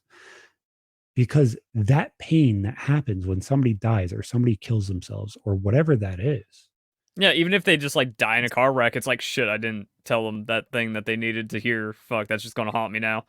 it's irreparable. You Mm-hmm. then you develop the most toxic fucking thing. It's something that I developed at 4 years old. You develop, why wasn't it me who died? They could have lived. They were more important. Why didn't they? They mattered more. Why not? Mm-hmm. If you develop that, you just fucking get hurt. Everything becomes validation of why it should have been them. Because you didn't say how you cared. Because you didn't say how you felt. Because you were too busy doom scrolling. Because you were too busy fucking so obsessed with your thoughts and feelings about something else. You didn't tell somebody, oh, I love you, drive safe. Regardless of if they're a dipshit and drive like a retard or not, Or you if it still wasn't even should. their fault, but yeah. Yeah. Or you get mad at them when like don't go to bed angry. Don't like the last time you see someone, don't be pissed off at them. Try to resolve shit. The people that make you innately angry in this world should be less than the people that make you semi smirk on a daily basis. Mm-hmm. I hate 3 people to the point where I would wish them dead. 3 people. I've got a number around that range. But you know how many uniquely people make me smile or giggle or fucking laugh on a daily fucking basis? It's not fucking complicated to just be a lighthearted person enough to know that, hey, it's okay. You don't have to be angry. You don't have to just be up your own ass the entire time and just validate all of your feelings because you're mad today. You don't have to. You don't have to be butthurt McGee. You don't have to be depresso espresso. No upsetty spaghetti. You don't need any of that shit. Such dad talk. I'm really tempted to create fucking characters and release them on t-shirts. We get our like merchant shelf soon, right? On the channel. We already have it. Then fucking do it. We could use the money. I don't want to release shit, and I don't like kind of just thought dumping everything because I feel like I'm an obnoxious asshole that has 15 million ADHD ideas that are all shit. Yeah, but AI is already doing it and it's working. You just make like some AI OnlyFans, cash money. Make an AI children's book, cash money. Oh, interesting thing about that. So, dude contacted me on LinkedIn. He's like, Zach, I want to follow you. I really like your podcast. I have this weird AI that I've created, probably didn't create, but whatever, He tapped that into something. takes an interview that I do with you and writes a book out of it and then publishes it to Amazon and then creates obviously a book, an autobiography for you that you're going to Mm-hmm. sell. I was like, that is fucking fantastic. That is a great fucking way to just be able to turn out massive amounts of content for literally no effort. Just speaking. I was like, fuck. That's cool. I was like, that's fucking interesting. I was like, I want to hear more about this because, I've been offered TED Talks. I've been offered all of these things. When do I do something? Because there's something here with all of this shit. There's something here with all of these interesting fucking stories. How many people have hundreds of fucking stories from their childhood that last 20 minutes?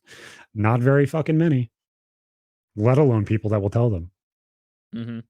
or have the unique details of this car color and this thing happened and then this thing happened and then I almost fucking died. Nobody has that shit. Yeah. Mine was either not that eventful or my memory's not that good. As far as I'm concerned, I just appeared one day in front of kindergarten. Like, I don't have any memories before then. And then I'm kind of here now. I have memories all the way up until I'm 2. Hold on. I'll tell you. Other than my origin story. Let's see. So the number 2 story, I am literally 2. 3, I'm like 2.5. 4, I'm 3.5. Like, Pulling up the Zach story list.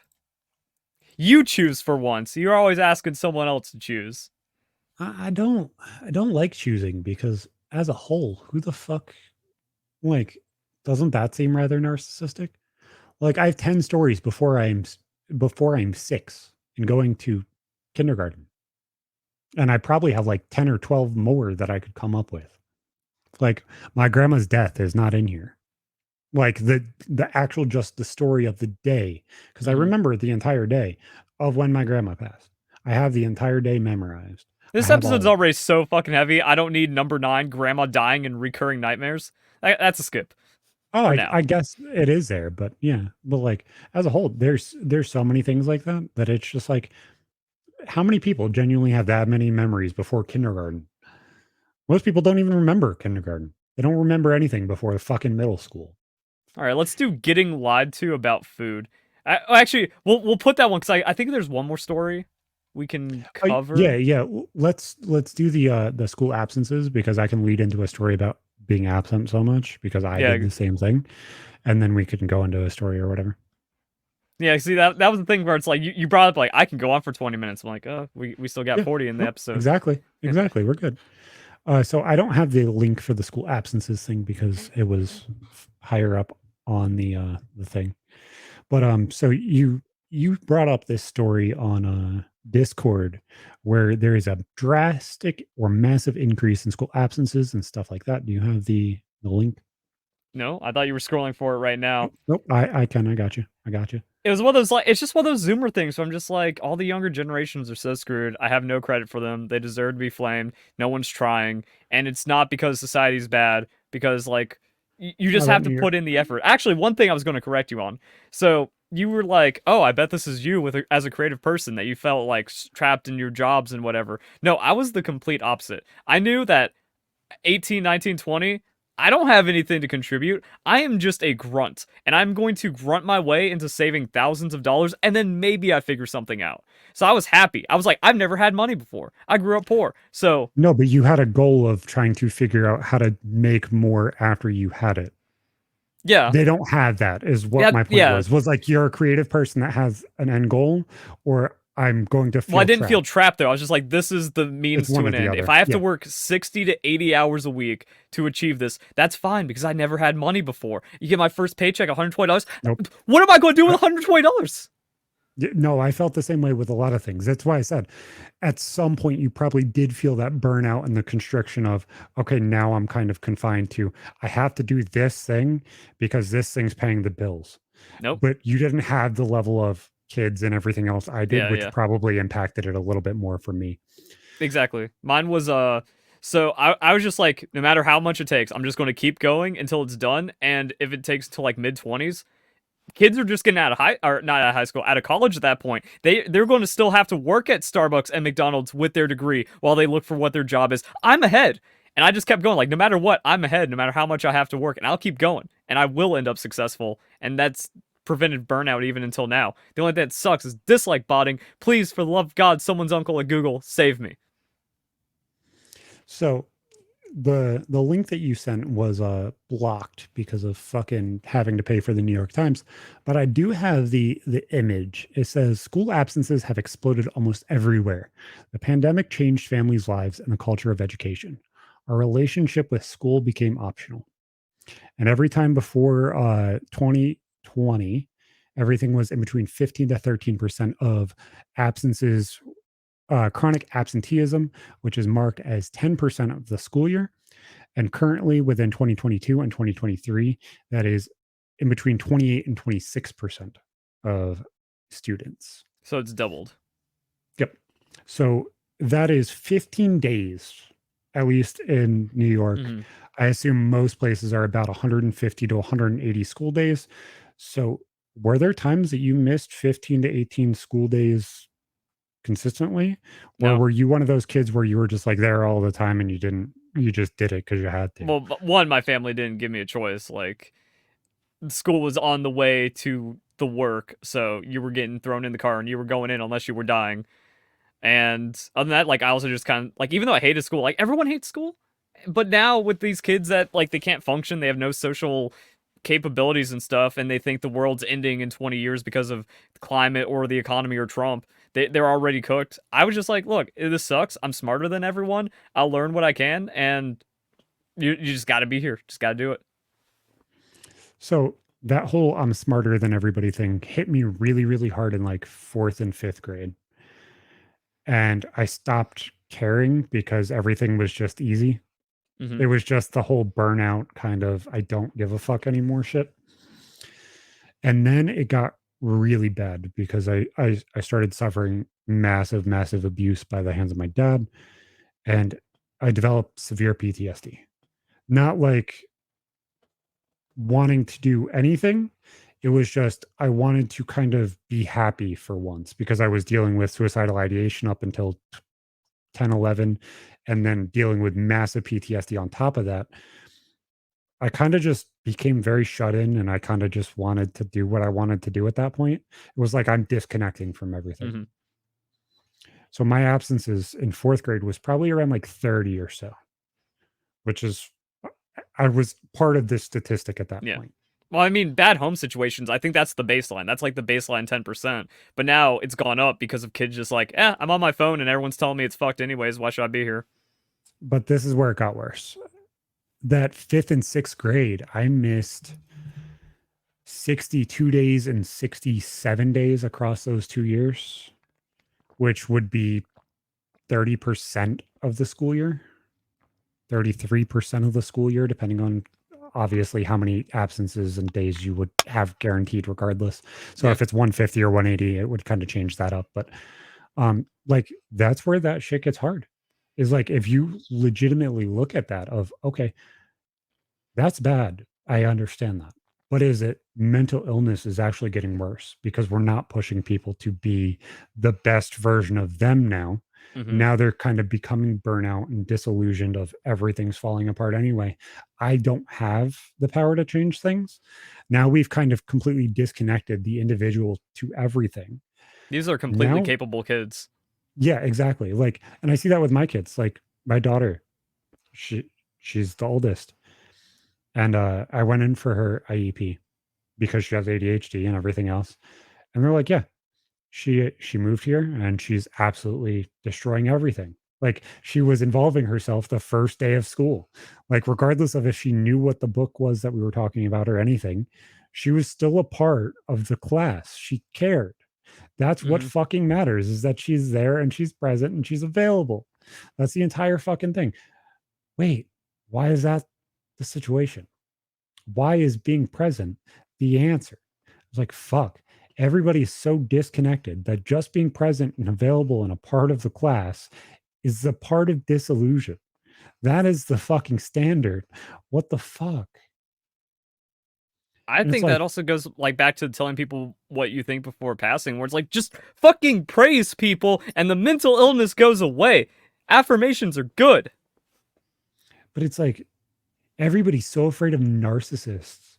And it's like, motherfucker, giving praise only when they do something, only when there is, oh, I'm doing something I need to do. Okay. So don't give praise for that. Mm-hmm. Don't get praise for something you need to do. No, I think you That's the still do it. standard. Like, hey, you did good job. Like, Thank you you. got to give the Thank good you for job. doing a good job. Yeah, Thank the yous. Yeah. baseline things. But when they go above and beyond, you give. You give. It's Mm-hmm. not fucking complex. It's not fucking hard. And But I was a part of this that. you want a rizzed up kid. You want a rizzed up personality. You need an ego, or else you get crumbled on by everything else. No, and that's exactly what happened to me was like I remember when I was 4, 5, 6, and it went all the way up until I was 16. I remember my mom telling me, "Oh, you're just an egotistical son of a bitch like your grandfather. That's going to be the reason why you suffer. That's going to be the reason why you're an asshole." And it's like, "Mom, that ego is the thing that is making me the person that I am." Like, and I told her this probably like, 6, 7 months ago. I was like, "You never say that. Where am I now? Mm-hmm. Where The that ego, resilience. that ego, that person that I was trying to be, the exaggerated version of Zach, if I didn't learn to put that mask on,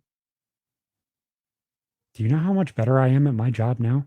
Because I don't fucking second guess myself when I go to say a joke. I don't second guess myself when I get all anxious and uppity and having fun and lighthearted. That shit changes. You don't have the mask. I was like, Mom, that mask makes my life hard. Mm-hmm. Do you have to bring me down to like humble me a little bit? Yeah, but I grew up poor. What fucking ego do I have other than self? Like me going out and grinding and doing the things that I need to do. Guess what? It's what I'm going to need to do. And having some level of confidence, some level of self confidence, or the availability to kind of just be a human is step one. Yeah. And there's so much projection of lack of self confidence where it's like you're not even confident enough to answer food, like to order your own food. Calling me a narcissist because I actually can function and I believe in myself. Like people just don't believe in themselves, and a lot of it is like bad family situations. Because that's Mhm. when I started watching Jordan Peterson and they're talking about like these childhood traumas or like the shitty little ways your parents knock you down. It's like you get a childhood of that, you're fucked up. Mhm. And I've experienced that, but then you have choices where it's like, wait, you take off the mask and you realize, no, you just be you, and a lot of your problems can go away. No, and I was explaining that to somebody literally yesterday, and she was like, "Yeah, well, what is that?" And I'm like, "When you come home from work, you're the same person that you were at work. You're the same. You're the same always. If you have mental illness, especially some sort of level of neurodivergency at all, you're told to be normal. You're told to be this. You're told to be that. You're told to act this way. You're told to act that way. And that level of disconnect from who you actually are makes you so fucking tired that you just want to disconnect. So you don't talk." I was like, When I stop and I turn off that camera and I turn off the fucking stream and I sit there and I'm all uppity and then all of a sudden I stop talking, it's because I'm tired.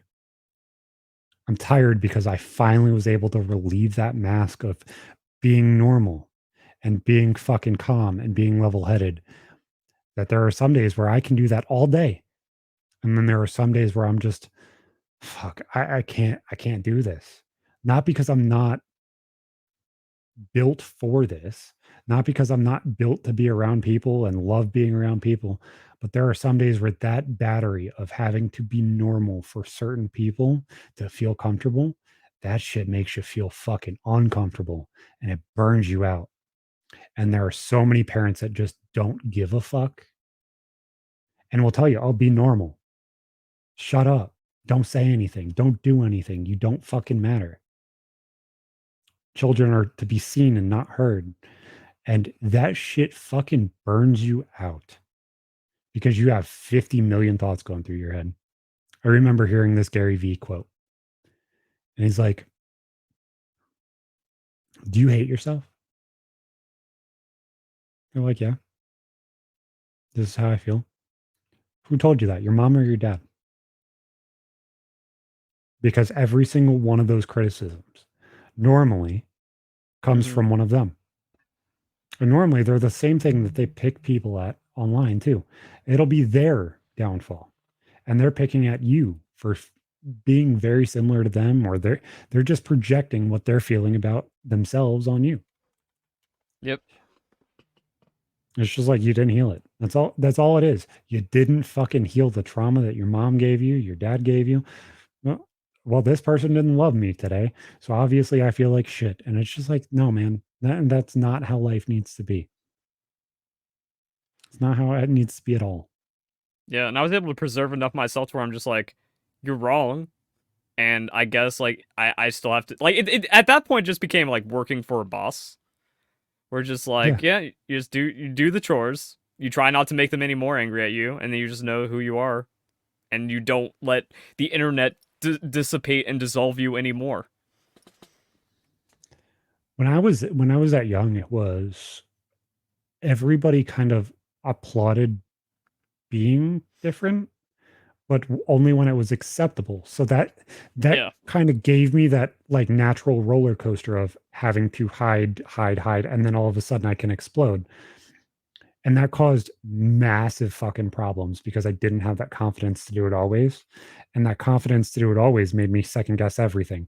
So then all of a sudden you fall on your face because you can't feel normal in any situation because you're second guessing everything. It's like nobody genuinely understands these kids unless you deal with it too. And because you deal with it too, you've been told for the past 20 years not to act like that. And now you're relearning how to do everything. It's so surreal. Mm-hmm. And it's surreal to kind of look at people who deal with the things too. And they're like, oh no, that's not this. That's not that. That's not part of this. That's not a part of that. And they want to write it off as something just not being normal and not being okay. Instead of, just giving them the grace of understanding that everybody's kind of slightly different. Everybody's not fucking normal. The standards of everybody's fucking quiet in the restaurant isn't fucking normal. You can have a conversation, even if you're a little bit loud. Who fucking cares? But you have a little dipshit over there that can't fucking say what they want because of their social anxiety. Yeah, I Say just it had a now. realization, like, because the big thing is, like, you gotta watch people like Jordan Peterson. You gotta Mhm. understand what the problems are in your life. And also, like, the biblical allegories are so fucking good when you understand. It's like, this is human nature. The more you understand about human nature, the demons out there, real or manifested or imaginary, like, you have to confront them at some point somehow. And there's a lot of ways that ends up happening. But then I was thinking about the fear. Like people have a fear of losing the excuses. And I think that's why it's like, oh, I'm just told to hate Jordan Peterson because I've already become one with the social media. I've amalgamated into this like nastiness. So it's like, oh, I can't lose that for some reason. I can't lose the tribe that's dissolving me. And I can't confront my problems because other people are telling me these problems. Like it Yeah. just helps you out so much.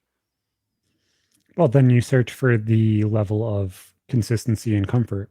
The Hmm. level of consistency and comfort is I've always hated this person, and there are thousands of people that hate And this I've always person been because I mentally hate this ill, person. and it's easier to have the excuse. Mhm.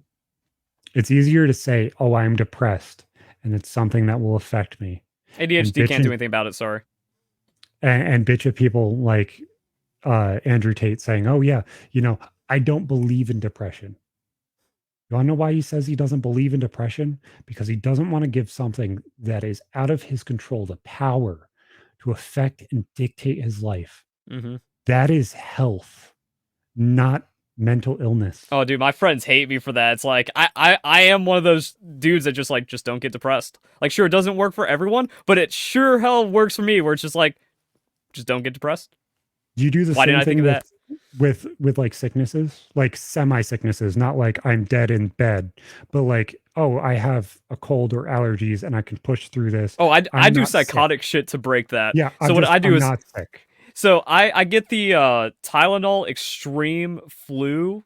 medicine. It's like euthanasia blue, and I take 2.5, 3 doses. Like I just pound Do that. not do Fall. this. This is not medical I know. Oh, advice. absolutely not. Like I said, this is psychotic shit.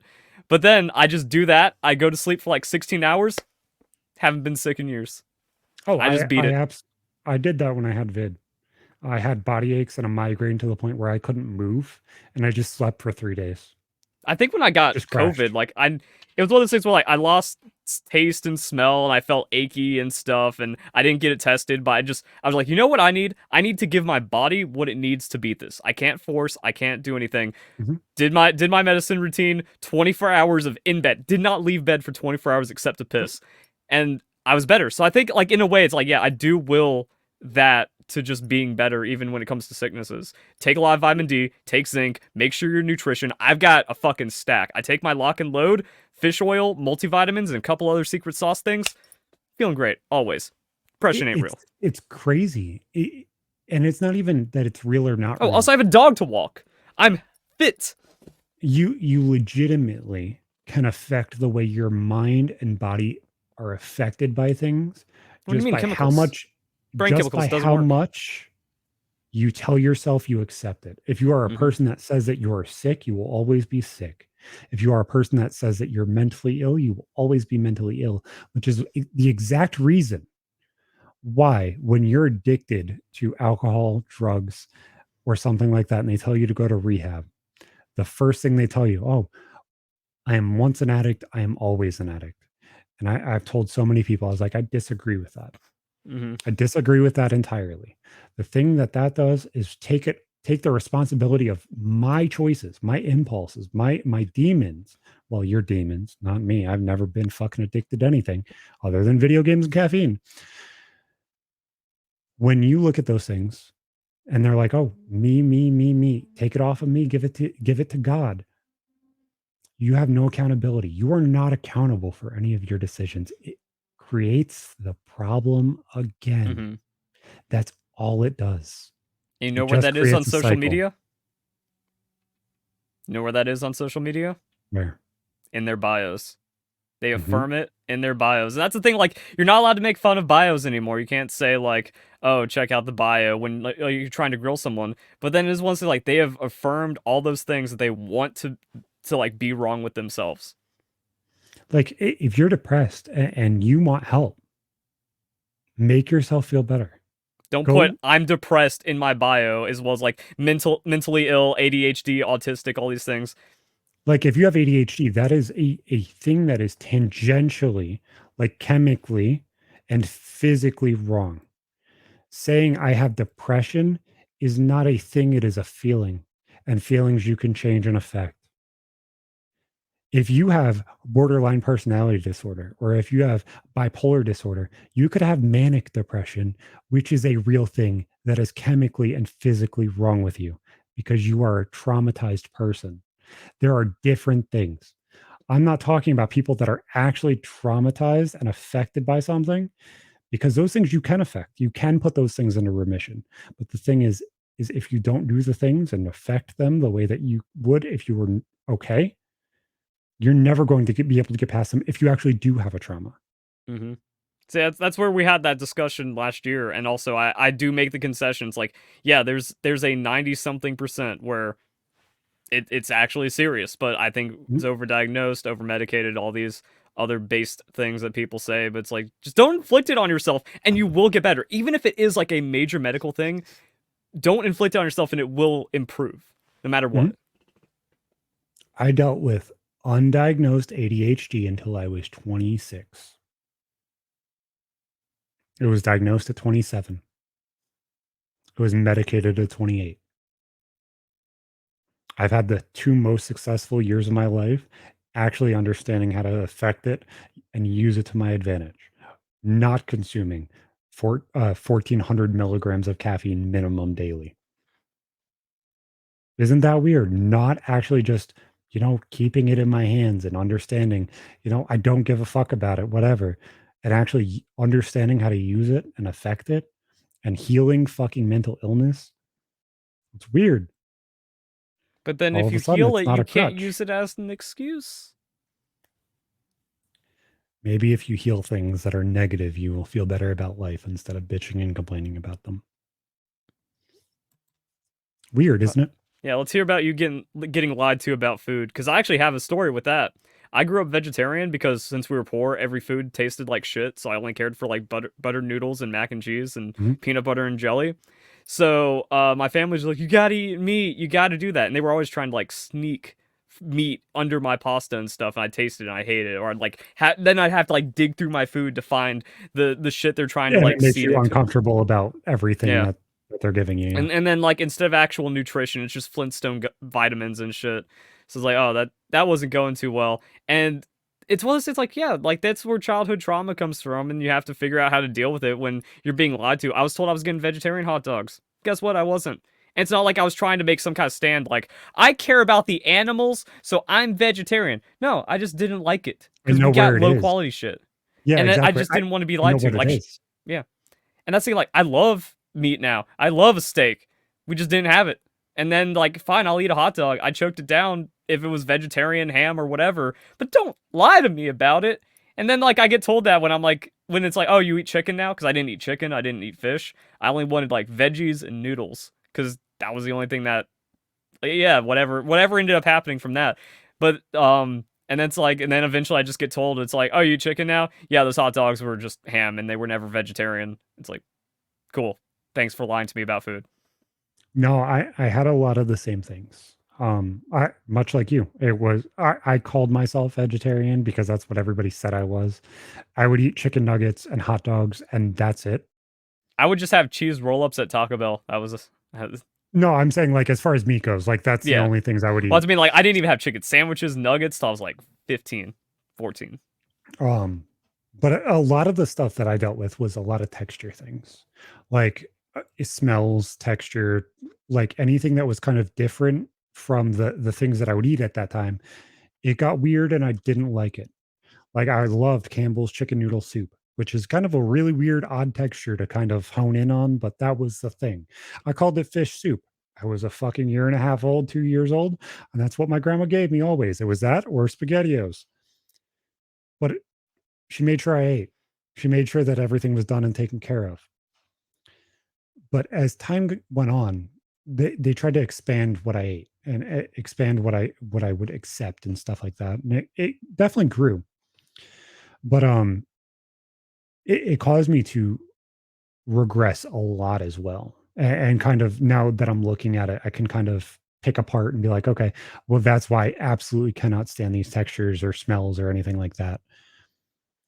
Um, So I had a pinpoint of like when it changed. When did yours change food wise? Like where, like you probably can draw a line of like, okay, before this point, I only ate these things. After this point, I kind of opened up a little bit and it changed what It I was was more doing. gradual where like I fish, like I love fishing, but it would I be the did thing too. like I catch fish and then I wouldn't eat it because I was just like, fish is bad. The last time I had a fish, it was that freezer burnt fish stick Mhm. that made that I don't eat meat. So that also got in my head where it's like, well, I guess I am just a vegetarian and I wasn't meant to eat meat or any fish or anything like that. But I started eating, I'm like, holy shit, this is delicious. And then I was like, let's try chicken. Let's actually have like good fried chicken. I love it too. The first time I had like a burger though, I think I was 19. I was still like off the because like McDonald's just looks fucking gross. I don't want like real meat just didn't exist in my mind in No, my in like all that I stuff. did Yeah. very, very similar things. So like 6, 7, I would fish and I would try things here and there and just like touch it and be like, okay, am I okay to like this? Like Yeah. Oh, is actually, everybody the big revelation was realizing fish isn't supposed to taste fishy. yeah. Like that means you have Like bad fish.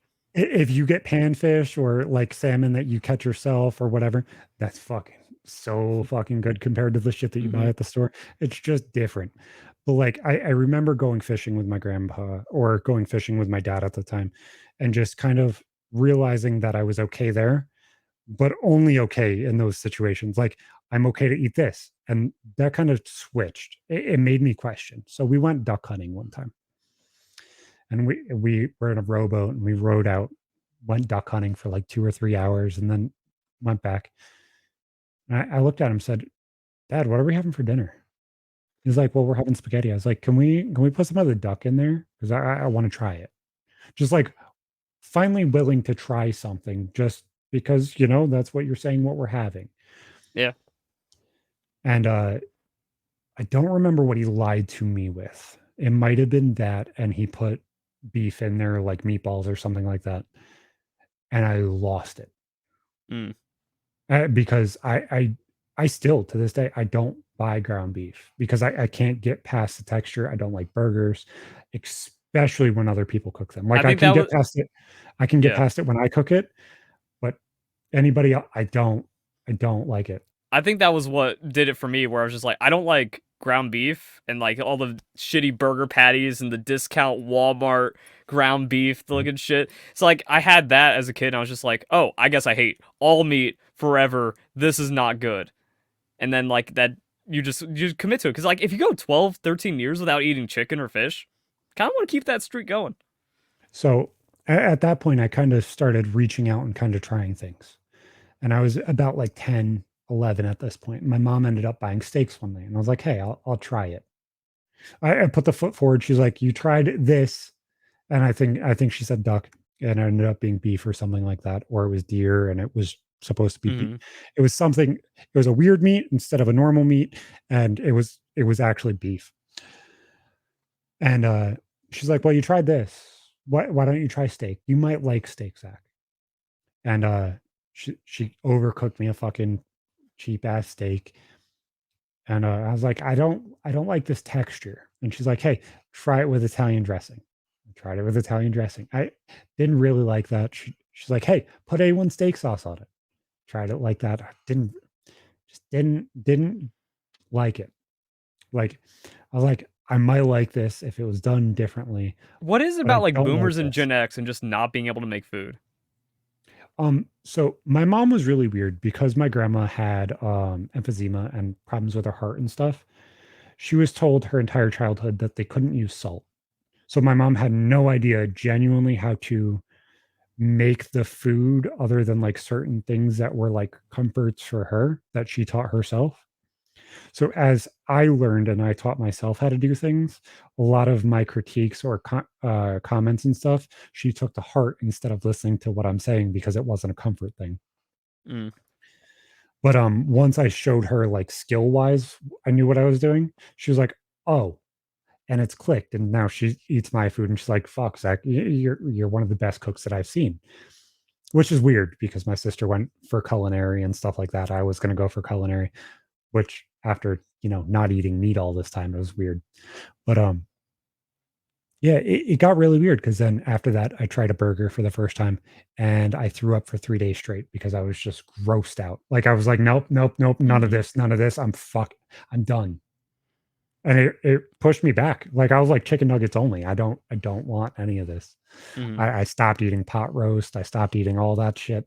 Like went completely back. I was like, no soups, no nothing, just chicken. That's the only thing I trust right now.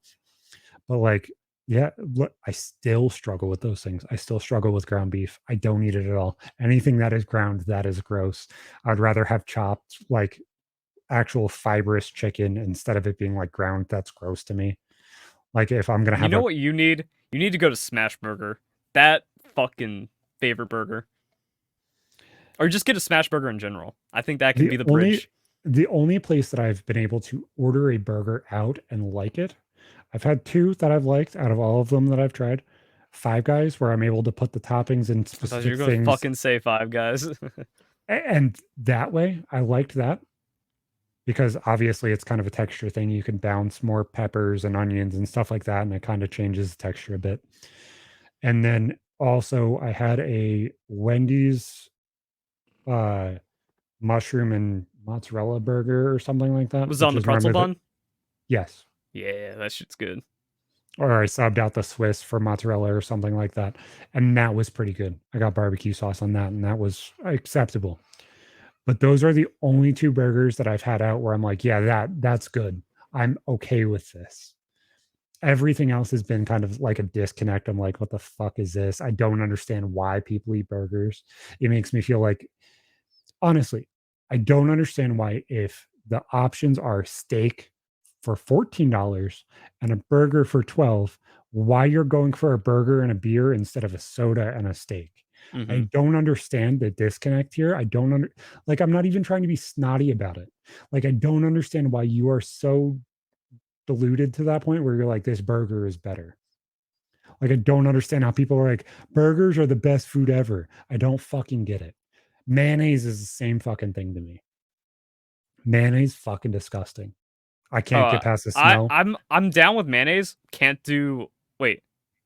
No, I can't do mustard. Yeah, I'm down with mayonnaise. Can't do mustard. Mustard Can't makes me do puke. mustard either. Can't do mustard either. Way too everything. Like the strong sense of those things get Mm-hmm. me every time. The other thing that used to make me extremely sick as soon as my mom would start cooking them. So she cooks two dishes from her childhood that are kind of like her thing of like, I love this thing, so Mm-hmm. I keep it around. One of them was corned beef and cabbage. She would have it for her birthday, which is near St. Patrick's Day, and it's kind of the thing. The other thing, I don't even know if this is what it's named, but it's called halishki, which is essentially the same exact thing as corned beef and cabbage, except it's not corned beef, it's ham, and it can be fried or steamed just like corned beef, except it's not like a soup. And the cabbage and ham and those smells turn my stomach every single Mm-hmm. fucking time. I could see that. Just, I don't know if it's just the strong smell or what it is or what is going on with it, but it catches me every single fucking time. Yep. I was gonna say like other things about food because it's also not just like, oh, they don't know how to season and salt. Like the steak is always overdone. The chicken always comes out like rubber. It's not that difficult, but it ended up being difficult for a lot of people to cook. Gen X just couldn't do it. It seems like a lot of them didn't learn.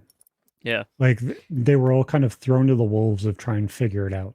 And once you kind of get comfortable with things, you don't change them. And whenever somebody says, "Hey, do it this way," you get butt hurt because it's different from what you're expecting. Even though what you're doing is bad. Like I became a Yeah. foodie from all that, from Yep. So did I. vegetarian to like, yeah, I fucking So love did I. everything. I can appreciate it. Like, and I'll even give things I hate a chance until I know it's like not happening. Like I tried with mustard. I tried with pickles. I'm like, maybe I just need that high quality pickle because Yep. this is my vegetarian meat Pickles thing have growing me up. too. Yep. Yeah. Absolutely. I guess it's just the vinegar and the fermented like mustard seed just can't deal. Yeah, but like I'll go through and I'll fucking eat weird things like zucchini sticks, or you know what I'm saying? Like Hmm. weird things on the other end, where it's like some people don't get these things because they can't get past the texture or the smell of this thing where they can Yeah. get something else. I just think it's funny because it's like I can deal with asparagus. I can deal with so many things that so many people can't eat. There are just some things that fucking As just squick being my human, stomach I badly. guess. But Yeah. then going back to like your thing, like why does everyone like burgers? And then like I will make food. Back when I lived in Colorado and we had like roommates and stuff, I had like Omaha steaks and I was like Mhm. making good steaks. And I'm making like a garlic butter sauce from Yep. scratch. I make the rooks, you melt the butter, you put in the flour, you cream, and then all the other stuff. And I'm like, I'm getting fancy with this shit. And then one of the roommate comes over, just pulls out A1 steak sauce, and just go over Yep. it. I'm just like, you never learned how to eat, my guy. And that's just like all these other people with the burgers are like paid $16 for a burger.